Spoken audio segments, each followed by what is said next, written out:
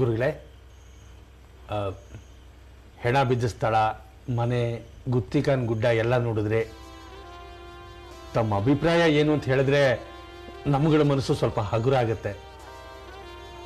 ಒಂದು ನಾಗನ ಸ್ಥಾನ ಗುತ್ತಿಕಾನ್ ಗುಡ್ಡ ಮತ್ತು ಈ ಮನೆಯ ಅಂಗಳದ ಮಧ್ಯೆ ವಿರಾಜಮಾನವಾಗಿದೆ. ಅಲ್ಲಿ ಕಂಡಿರ್ತಕ್ಕಂಥ ಕೆಲವು ಸತ್ಯ ಘಟನೆಗಳನ್ನ ನಾನು ನಿಮ್ಗೆ ಹೇಳ್ತೀನಿ. ಗುರುಗಳೇ, ಏನದು? ಯಾರಿಂದ ನಮ್ಗೆ ಹೀಗೆಲ್ಲ ಆಗ್ತಾ ಇದೆ? ದೋಷ.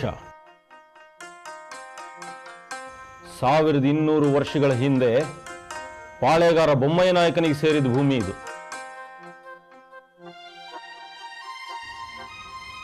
ಅದರ ನಂತರ 4 ತಲೆಮಾರಿನ ಹಿಂದಿನಿಂದ ಈ ಭೂಮಿ ನಿಮಗೆ ಬಂತು. ಈಗ ಈ ಭೂಮಿ ಮೇಲಿನ ಋಣ ನಿಮ್ಮ ಕುಟುಂಬದ್ದು ಮುಗಿದು ಹೋಗಿದೆ.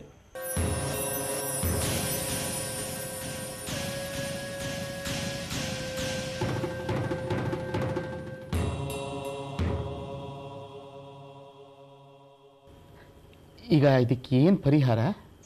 ತುಂಬಾ ದುಬಾರಿಯಾದ ಬೆಲೆನೇ ನೀವು ಇದಕ್ಕಾಗಿ ತೆರಬೇಕಾಗ್ತದೆ. ಅಂದ್ರೆ ಬೊಮ್ಮಪ್ಪ ನಾಯಕನ ವಂಶದ ಪ್ರೇತಾತ್ಮಗಳು ಈ ಗುತ್ತಿಕಾನ್ ಗುಡ್ಡದಲ್ಲಿ ನಿಸ್ತೇಜವಾಗಿದ್ದು, ನಿಮ್ಮ ವಿರೋಧಿಗಳು ಪ್ರಯೋಗದ ಮೂಲಕ ಅವನ್ನು ಜೀವಂತಗೊಳಿಸಿದ್ದಾವೆ. ಸದಾಶಿವ, ನಮ್ಮ ಕುಟುಂಬಕ್ಕೆ ಅಂತ ವಿರೋಧಿಗಳು ಯಾರೋ? ಯಾರೂ ಕೂಡ. ಇದು ನಿಮ್ಮ ತಲೆಮಾರಿನಲ್ಲಿ ಮಾತ್ರ ನಡೆದಿಲ್ಲ. ಮುಂದೆ ಹೇಗೆ ಇದರ ನಿವಾರಣೆ?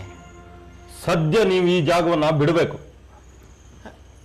ಪ್ರೇತಾತ್ಮಗಳು ಒಂದು ಹೆಣ್ಣಿನ ದೇಹವನ್ನು ಸೇರ್ಕೊಂಡು ನಿಮ್ಮ ವಂಶವನ್ನು ನಾಶ ಮಾಡಲು ಹೊರಟಿವೆ.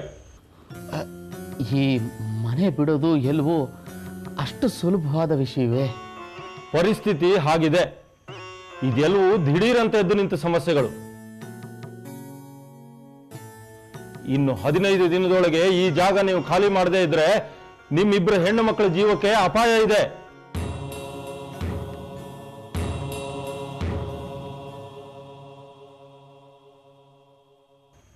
ಇವತ್ತು ಇಷ್ಟು ಮಾತ್ರ ನನ್ನ ಚಿತ್ತಕ್ಕೆ ಈ ನಾಗಸ್ಥಾನದಲ್ಲಿ ಸಿಕ್ಕ ಸತ್ಯ ಸಂಗತಿಗಳು. ಅದೇನೋ ನಿಮ್ಮ ಕೊನೆ ಮಾತಲ್ಲಿ ಗೊತ್ತಾಗತ್ತೆ ಅಂತ ಹೇಳಿದ್ರಿ.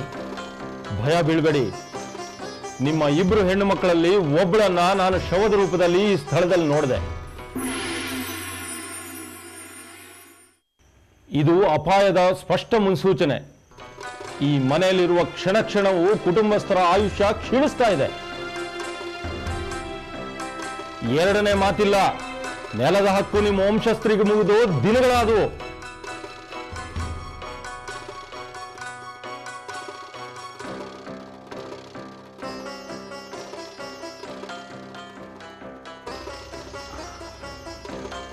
ತಂತ್ರಿಗಳೇ, ಬೇರೆ ಯಾವುದಾದ್ರೂ ಪರಿಹಾರ ಮಾರ್ಗ ಅಂದ್ರೆ ಶಾಂತಿ ಹೋಮ ಇದರಿಂದ ಏನಾದರೂ? ಪರಿಹಾರ ಎಲ್ಲದಕ್ಕೂ ಇದೆ. ತಿಳಿಸಿ, ನೆರವೇರಿಸ್ಬಿಡೋಣ. ಮೊದಲು ಇವರು ಇಲ್ಲಿಂದ ಜಾಗ ಖಾಲಿ ಮಾಡಬೇಕು. ಮುಂದೇನು ಮಾಡಬೇಕು ಅಂತ ನಾನೇ ಮುಂದೆ ಸೂಚಿಸ್ತೀನಿ. ಕಾಲದ ಅನಂತ ಚಕ್ರದೊಳಗೆ ಕಾಲನ ಕರೆಯಿಂದ ತಪ್ಪಿಸ್ಕೊಳ್ಳಿ ಅಂತ ಹೇಳಿ ಈ ನನ್ನ ಹಿತವಚನ. ನಿರ್ಧಾರ ನಿಮ್ಮ ವಿವೇಚನೆಗೆ ಬಿಟ್ಟಿದ್ದು.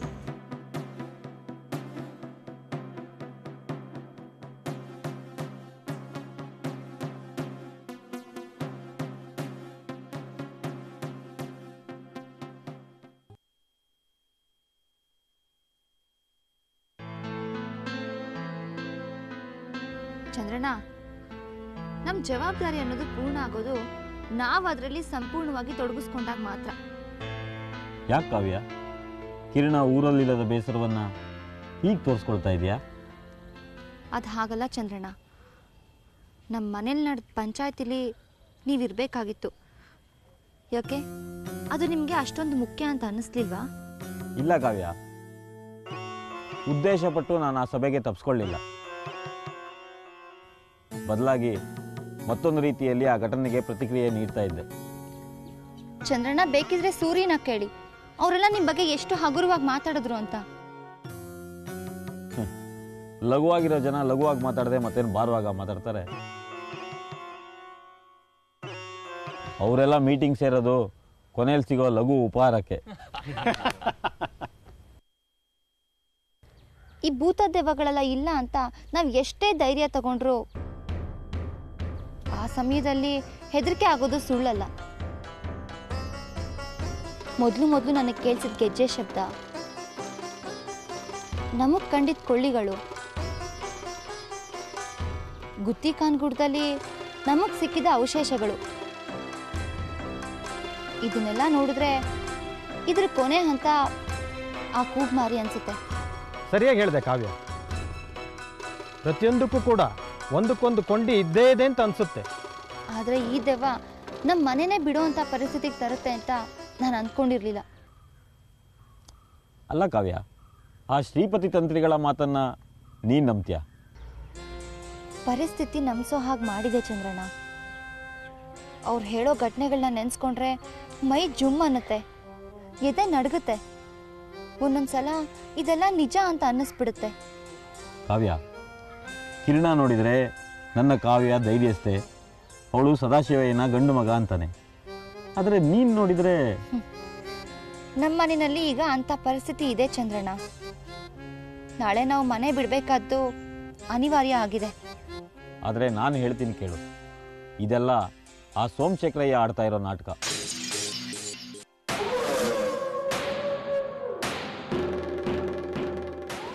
ಚಂದ್ರಣ್ಣ, ಏನು ಹೇಳ್ತಿದ್ದೀರಾ ನೀವು? ಹೌದು ಕಾವ್ಯ, ಈಗಾಗ್ತಿರೋ ಅವಘಡಗಳ ವಿಮರ್ಶೆಗೆ ನಾನು ಹೋಗೋದಿಲ್ಲ.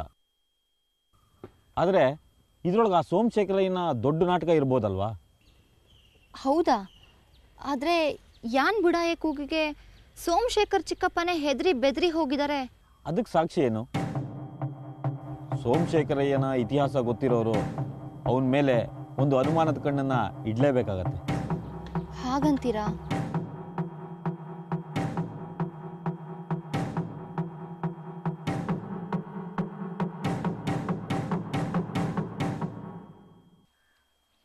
ಲೀಲೆಯಿದು ಅರಿವನಿದನಿಂದು ಹೃದಯ ನಿಧಿಯಾಗಬೇಕು ಬಿಸಿಲ ಕಾಲದಲ್ಲಿ ಎಲೆಯನು ದೂರಿಸು ಅಂಕಲ್ ಪ್ರಕೃತಿ ಮರವಾಗಬೇಕು. ಅಂಕಲ್ ಕಂಚನ ಬಾಮ್ಮ. ಯಾಕೆ ಅಂಕಲ್ ಇಲ್ಲಿ ಬಂದು ಕುತ್ಕೊಂಡಿದ್ದೀರಾ? ಏನಿಲ್ಲಮ್ಮ, ಹೀಗೆ ಸುಮ್ಮನೆ. ಈ ಭಾವ ಜೀವಿಯ ಪಯಣ ತಾರೆ ತೇಲಿ ಬರುವ ರೀತಿ ತೀರ ಇರದ ಬಾನಿಗೆ ತಾರೆ ತೇಲಿ ಕಾಂಚನ, ಯಾಕೆ ಮಾಡ್ತಾ ಇದೀಯಾ? ಏನಾಯ್ತಮ್ಮ? ನೋಡು, ಇಲ್ಲಿ ನೋಡಮ್ಮ, ಇಲ್ಲಿ ನೋಡಮ್ಮ, ನೋಡಲಿ ಕಾಂಚನ, ಇಲ್ಲಿ ನೋಡಲಿ ಪುಟ್ಟು, ಇಲ್ಲಿ ನೋಡಮ್ಮ, ಇಲ್ಲಿ ನೋಡು ಪುಟ್ಟಿ, ಇಲ್ಲಿ ನೋಡಮ್ಮ, ಇಲ್ಲಿ ಅಳ್ಬಾರ್ದು, ಸಮಾಧಾನ ಮಾಡ್ಕೊ.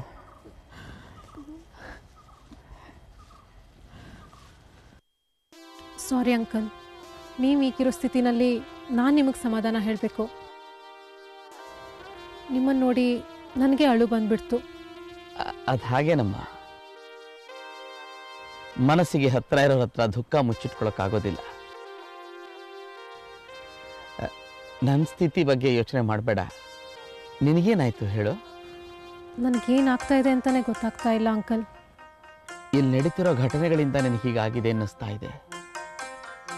ನಮ್ಮೆಲ್ಲರಿಂದ ಪಾಪ ನಿನ್ನ ಮನಸ್ಸು ಹಾಳಾಯ್ತೋ ಏನೋ. ಛೇ, ಹಾಗೇನಿಲ್ಲ ಅಂಕಲ್. ನಾನೇ ನಿಮಗೆ ತೊಂದರೆ ಕೊಡ್ತಾ ಇದ್ದೀನೇನೋ. ಇಲ್ಲಮ್ಮ, ನಾನು ಹಿಂಗೆ ಅವತ್ತೇ ಹೇಳಿದ್ದೆ ಅಲ್ವಾ, ನಿನ್ನಿಂದ ನಮಗೇನು ತೊಂದರೆ ಆಗ್ತಾ ಇಲ್ಲ ಅಂತ. ಅದು ನಿಮ್ಮ ದೊಡ್ಡತನ ಅಂಕಲ್. ಆದರೆ ನೀವು ಅಂದ್ಕೊಂಡಿರೋಷ್ಟು ಒಳ್ಳೆ ಹುಡುಗಿ ನಾನಲ್ಲ. ಹಾಗಲ್ಲಮ್ಮ ಕಾಂಚ. ಪ್ಲೀಸ್ ಅಂಕಲ್, ನನಗೆ ಮಾತಾಡ್ಲಿಕ್ಕೆ ಬಿಡಿ. ನಾನು ಇಲ್ಲಿಗೆ ಬಂದ ಉದ್ದೇಶಗಳೇ ಬೇರೆ ಇದ್ವು, ನಿಮ್ಮ ಮೇಲಿನ ಭಾವನೆಗಳೇ ಬೇರೆ ಇದ್ವು. ಬೇರೆಯವ್ರ ಭಾವನೆಗಳನ್ನು ಅರ್ಥ ಮಾಡ್ಕೊಳ್ದೇ ಇರೋಷ್ಟು ಕೆಟ್ಟ ಮನುಷ್ಯ ಅಂತ ನಾನು ಅಂದ್ಕೊಂಡಿದ್ದೆ. ನಿಮ್ಮ ಈ ಒಳ್ಳೆತನದ ಮುಖವಾಡದ ಹಿಂದೆ ಕೆಟ್ಟ ಮನುಷ್ಯ ಇದ್ದಾನೆ ಅಂತ ನಾನು ಭಾವಿಸಿದ್ದೆ. ಯಾಕಮ್ಮ, ಏನು ಹೇಳ್ತಿದೀಯಾ ನೀನು? ಹೌದು ಅಂಕಲ್, ಅದಕ್ಕೆ ಹೇಳಿದ್ದು ನೀವು ಅಂದ್ಕೊಂಡಿರೋಷ್ಟು ಒಳ್ಳೆ ಹುಡುಗಿ ನಾನಲ್ಲ ಅಂತ. ನನಗೆ ಈಗಲೂ ನಂಬಿಕೆ ಬರ್ತಾ ಇಲ್ಲ. ಯಾಕಾಗ ಅನ್ಕೊಂಡಿದ್ದೆ ನನ್ನ ಮೇಲೆ? ದಯವಿಟ್ಟು ಅದನ್ನು ಮಾತ್ರ ಕೇಳಬೇಡಿ. ಸತ್ಯ ಹೇಳ್ತೀನಿ, ನಿಮ್ಮನ್ನು ನೋಡ್ತಾ ನೋಡ್ತಾ ನಿಮ್ಮ ಬಗ್ಗೆ ಇದು ಅಭಿಪ್ರಾಯಗಳೇ ಬದಲಾಗೋಯ್ತು. ನೀವು ಮನಸ್ಸಿಗೆ ತುಂಬ ಹತ್ತಿರ ಆಗ್ತಾ ಹೋದ್ರಿ. ಇವತ್ತಂತೂ ನಿಮ್ಮನ್ನು ಈ ಸ್ಥಿತಿನಲ್ಲಿ ನೋಡೋಕ್ಕೆ ನನಗೆ ಸಂಕಟ ಆಗತ್ತೆ.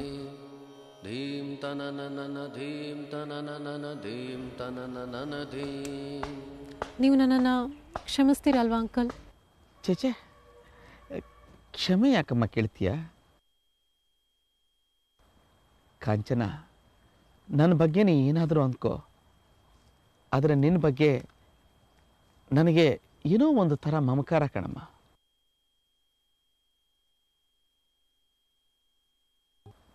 ಕಾಂಚನ, ನನ್ನ ಬಗ್ಗೆ ನೀ ಏನಾದರೂ ಅಂದ್ಕೋ, ಆದರೆ ನಿನ್ನ ಬಗ್ಗೆ ನನಗೆ ಏನೋ ಒಂದು ಥರ ಮಮಕಾರ ಕಣಮ್ಮ. ದಿನದೀಂ ತನನ ದಿನದೀಂ ತನನ ದಿನದೀಂ ತನನ ದಿರನ ದಿನದೀಂ ತನನ ದಿನದೀಂ ತನನ ದಿನದೀಂ. ಹಿಂದೆ ನೀನು ನನ್ನ ಬಗ್ಗೆ ಯಾಕೆ ಹಾಗೆ ಅಂದ್ಕೊಂಡಿದ್ದೆ ಅಂತ ನಾನೇನು ಕೇಳಕ್ಕೆ ಹೋಗೋದಿಲ್ಲ. ಆದರೆ ಇವಾಗ ನಾನು ನಿನ್ನ ಮನಸ್ಸಿಗೆ ಹತ್ತಿರವಾಗಿದ್ದೀನಿ ಅಂತ ಅಂದೆ ಅಲ್ಲ, ನಿನ್ನ ಬಗ್ಗೆ ಕೂಡ ನನಗಷ್ಟೇ ಪ್ರೀತಿ ಇದೆ. ಹಿಂದೆ ಆಗಿದ್ದನ್ನೆಲ್ಲ ಮರೆತುಬಿಡೋಣ.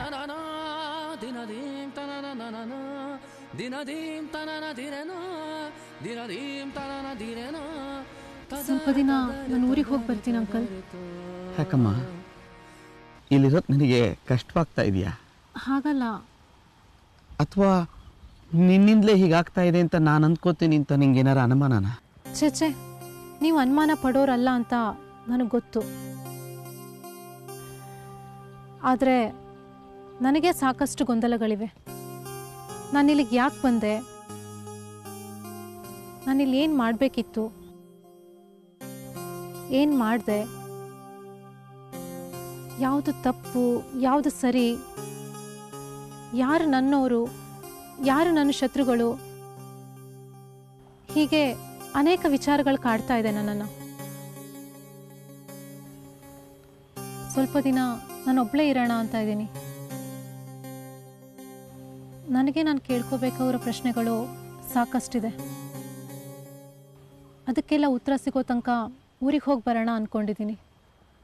ಆಯ್ತಮ್ಮ, ನಿನ್ನಿಷ್ಟ. ನಿನ್ನನ್ನು ತಡೆಯಕ್ಕೆ ಹೋಗೋದಿಲ್ಲ ನಾನು. ಊರಿಗೆ ಹೋಗು, ಆದಷ್ಟು ಬೇಗ ಬಾ. ನಿನ್ನನ್ನು ನೋಡದೆ ಹೆಚ್ಚಿಗೆ ದಿನ ಇರೋದು ಕಷ್ಟವಾಗತ್ತೇನೋ ಅಂತ ಅನ್ನಿಸ್ತಾ ಇದೆ ನನಗೆ.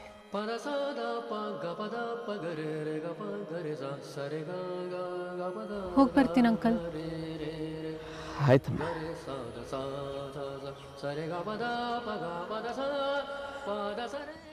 ಕಾಂಚನ, ಒಂದು ನಿಮಿಷ.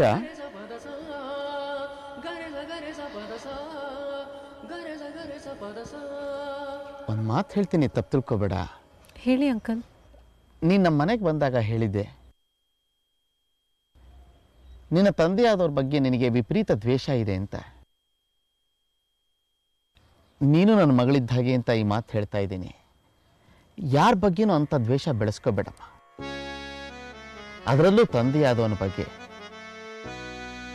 ನೀನು ತುಂಬ ಒಳ್ಳೆ ಹುಡುಗಿ.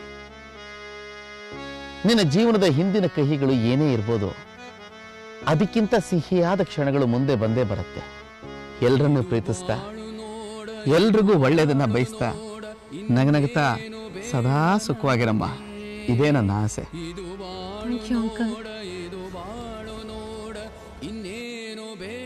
ನನ್ನ ಬಗ್ಗೆ ಇಷ್ಟು ಪ್ರೀತಿ ಕಾಳಜಿ ಇರೋ ಮನುಷ್ಯ ನನ್ನ ತಾಯಿಗೆ ಹೇಗೆ ಮೋಸ ಮಾಡಕ್ ಸಾಧ್ಯ?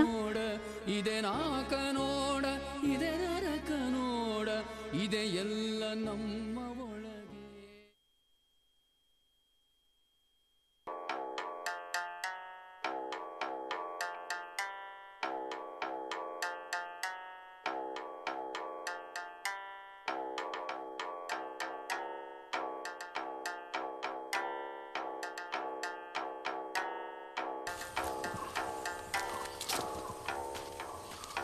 ದೇವಸ್ಥಾನಕ್ಕೆ ಹೋಗಿದ್ಯಂತೆ?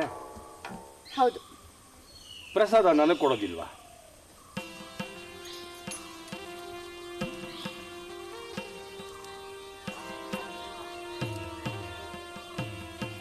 ಇದರ ಅವಶ್ಯಕತೆ ಇರೋದು ನನಗಲ್ಲ, ನಿನಗೆ. ನನ್ನ ಮಾತು ಕೇಳಿ ನಿನಗೆ ಗಾಬರಿ ಆಗ್ತಾ ಇದೆಯಾ? ಇದು ಬರೀ ಸ್ಯಾಂಪಲ್. ಮುಂದೆ ಇದೆ ಮಾರಿ ಹಬ್ಬ. ಅಂದ್ರೆ ಇದನ್ನೆಲ್ಲ ನೀವ ಮಾಡಿಸ್ತಾ ಇರೋದು? ಹಾಗೆ ಅಂತ ಆವತ್ತು ನಾನು ಏನು ಹೇಳಿದ್ದೆ ಅನ್ನೋದನ್ನ ನೆನಪು ಮಾಡ್ಕೊ. ನೀನಿವಾಗ ಎಷ್ಟು ನಗ್ತಾ ಇದೆಯೋ ಅದಕ್ಕೆ 100ರಷ್ಟು ಕಣ್ಣೀರು ಹಾಕೋ ಕಾಲ ಬರುತ್ತೆ ಅಂತ ಹೇಳಿದ್ದೆ. ಈಗ ಆ ಕಾಲ ಬಂದಿದೆ. ನೀನೇ ಬಿಟ್ಟು ಬಾಣ ಇವತ್ತು ನಿನ್ನ ಮನೆ ಅಂಗಳದಲ್ಲಿ ಬಂದು ನಿಂತಿದೆ. ಉಳಿಸ್ಕೋ ನಿನ್ನ ತಲೆ ನೋಡೋಣ. ಬಹಳ ನಗ್ತಾ ಇದ್ದೆ ಅಲ್ಲ? ನೋಡಿ, ಈ ಮಟ್ಟಕ್ಕೆ ಇಳಿತೀರಾ ಅಂತ ನಾನು ಅನ್ಕೊಂಡಿರ್ಲಿಲ್ಲ. ನಾನು ಆವತ್ತೇ ನಿನಗೆ ಹೇಳಿದ್ದೆ, ಇವತ್ತು ಹೇಳ್ತಾ ಇದ್ದೀನಿ. ನಾನು ಇಳಿಯೋ ಮಟ್ಟಕ್ಕೆ ನೀನು ಇಳಿಯೋಕ್ಕಾಗಲ್ಲ, ನಾನು ಏರೋ ಮಟ್ಟಕ್ಕೂ ನೀನು ಏರೋಕ್ಕಾಗಲ್ಲ. ನನ್ನ ಮುಂದೆ ನೀನೊಂದು ಸಣ್ಣ ಸೊಳ್ಳೆ. ಯಾವತ್ತೋ ನಿನ್ನನ್ನು ಹೊಸಕಾಕಿಬಿಡುವುದಾಗಿತ್ತು. ಆದರೆ ಅಷ್ಟು ಸುಲಭಕ್ಕೆ ನಿನಗೆ ಮುಕ್ತಿ ಸಿಗಲ್ಲ. ಅನುಭವಿಸೋದು ಬಹಳ ಇದೆ, ಅನುಭವಿಸ್ತೀಯ.